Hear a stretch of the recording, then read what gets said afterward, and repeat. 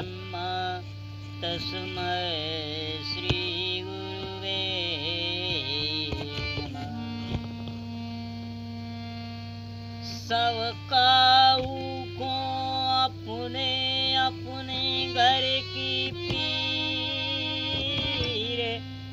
उन्हें सब घरन की पीर, सुधन धन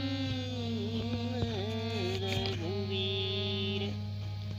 श्री राम राम रण कर कस भव राम, ओ श्री राम राम भरता ब्रज राम राम। श्री राम राम भव भय राम राम, श्री राम श्री राम श्री राम जय जय राम। बोले हनुमान जी महाराज की जय, राम नाम की जय।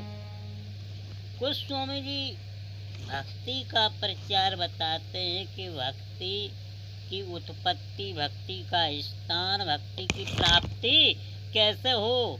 लिखते हैं, वर्णन करते हैं। बोले राम भगति जहाँ सुर सरिधारा, राम भगति जहाँ सुर सरिधारा, सरस ब्रह्म विचार प्रसारा, सरस ब्रह्म विचार प्रसार। बोले राम भगति जहाँ सुर सरिधारा, राम भगति जहाँ सुर सरिधारा, सरस ही ब्रह्म विचार प्रसारा। देखो भक्ति की धारा है। गोस्वामी जी वर्णन करते कि भक्ति की धारा गंगा की धारा के समान है। गंगा की भी धारा निकलती है और भक्ति की भी धारा निकलती है। अच्छा ध्यान सुनो, भक्ति भगवान के हृदय से उपजी। जब भक्ति भगवान के हृदय से उपजी तो भक्ति ने कहा, भगवान हमें रहने का स्थान प्रदान करें, कहाँ मैं वास करूंगी। भगवान कहते हैं, देवी तुम हृदय में वास करो। भक्ति बोली, किसके हृदय में वास करूं? देवों का हृदय वास करने वाला है नहीं, जिनके मन में कपट है। दानवों के हृदय में वास कर नहीं सकती, मनुष्यों के हृदय में वास कर नहीं सकती। जो मनुष्य पाप रूपी गंगा में, पाप रूपी नदी में रोज नहाते हैं। बोली मैं कहाँ पर वास करूं, किसके हृदय में वास करूं? आप बताइए। भगवान कहते हैं, तुम शिव जी के हृदय में वास करो। जो हृदय सदा पवित्र राम राम जपा करता है, आप उस हृदय में जाकर वास करें। भक्ति को कहाँ हृदय से प्रकट किया, वो हृदय में वास भगवान ने दिया।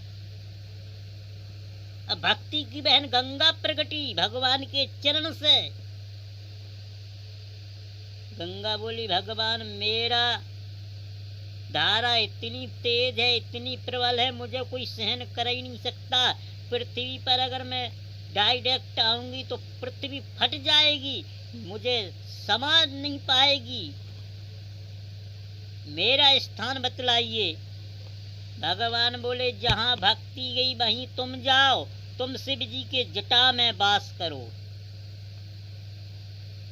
भगवान ने भक्ति को, गंगा को जहाँ से जन्म दिया, एक जगह से जन्म हुआ संगे संगे, वो साथ ही में स्थान भी दिया।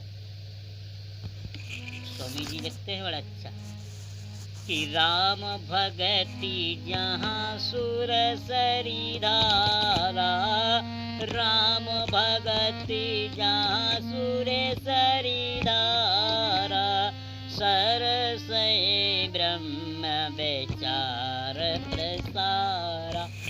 ये भक्ति का प्रभाव है। अब गंगा और भक्ति का प्रभाव देखो।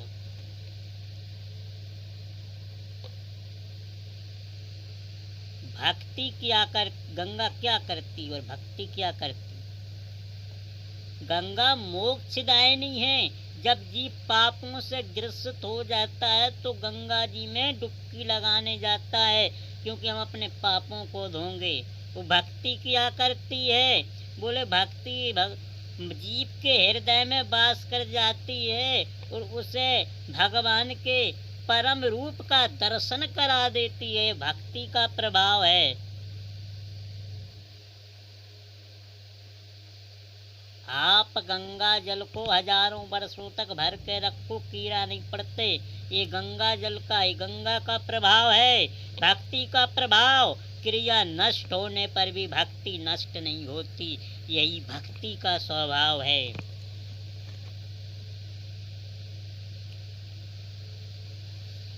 किसी ने पूछा गोस्वामी जी से, महाराज भगवान भक्ति को शिव जी के हृदय में तो वास करा दिया, पृथ्वी पर कैसे आएगी? बोले पृथ्वी पर आएगी कैसे? बोले राम भगति जहाँ सुर सरी धारा। जब भक्ति की धारा नीचे लानी हो तो उसे भी हृदय में ही बिठाना पड़ता है। वो किसके हृदय में बिठा रहे हैं? बोले संतों के हृदय में। भक्ति कहाँ से उपजती है? बोले संतों के दर्शन से। बिन सत्संग विवेक न होई, राम कृपा बिन सोला में न सोई। बोले हरि कृपा के बिना भक्ति प्राप्त नहीं हो सकती। पहले संतों का संग करो तो भक्ति जागृत होगी, तब भक्ति जागृत होगी। क्योंकि बिना संत कैसा हुए? बोले संत जो हुए अनुकूला, जो संत आपके अनुकूल हो तभी भक्ति आपके यहाँ आती है। और दूसरी बात, गंगा में चाहे जैसी जाति के लोग चले जाए, नीच ऊंच मध्यम कोई भी चला जाए, वो सबके पापों को नष्ट कर देती है। यही गंगा का, यही भक्ति का प्रभाव है। वो जात पात नहीं देखती है। भगवान राम सबरी से कहते हैं, मैया सुनो भामनी मोरे कबाता, मानो एक भगति करनाता। ये जाति पाति हम नहीं मानते, हम मानते हैं सिर्फ भक्ति का नाता। फिर वो चाहे जैसी जाति का हो। देखो गंगा में लोग जाते हैं तो गंगा भी अपवित्र होती है, भक्ति में भी लोग जाते हैं तो भक्ति भी अपवित्र हो जाती है। लेकिन दोनों को शुद्ध कैसे करते हैं? मैत्री जी विदुर जी से पूछते हैं श्रीमद् भागवत में कि आप तो महान संत हैं, फिर आप लोग गंगा में क्यों जाते हैं? विदुर जी कहते हैं, मैत्री जी जब ये गंगा पापों से कलुषित हो जाती है, हजारों लोग इसमें अपने जो है कि पाप छोड़ते हैं तो ये कलुषित हो जाती, गंगा भी पापों से कलुषित हो जाती। तो हम जैसे महात्मा लोग उसमें डुबकी के बहाने उस गंगा को भी पवित्र करते हैं। बोले भक्ति कैसे पवित्र है? बोले जब भगवान जिसको वास करा दे हृदय में, भक्ति अगर उसके हृदय में वास कर जाए तो फिर वो जीव जीव नहीं रहता, कौन हो जाता है? बोले उसका परमात्मा से मेल मेल हो जाता है। जब परमात्मा से हेल मेल हो जाता है तो भक्ति को वो ऐसी साकार कर देता है कि जिससे भक्ति का प्रभाव बढ़ने लगता है। इसीलिए तो कहते हैं ना कि राम भगत जहाँ सुर शरीर नूरा में भगति जहाँ सुर शरीर नू।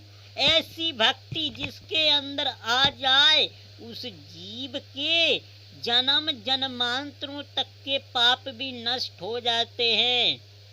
गंगा मोक्षदायिनी, लोग गंगा में जाते हैं अपने पितरों को मोक्ष प्रदान करवाने के लिए। वो वही भक्ति करती है, भगवान के परम धाम को भेजती है। ये गंगा और भक्ति का प्रभाव है।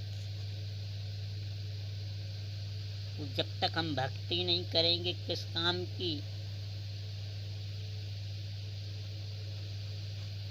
क्योंकि जिस भक्ति में भगवान छिपे हैं वो भक्ति हमसे दूर है।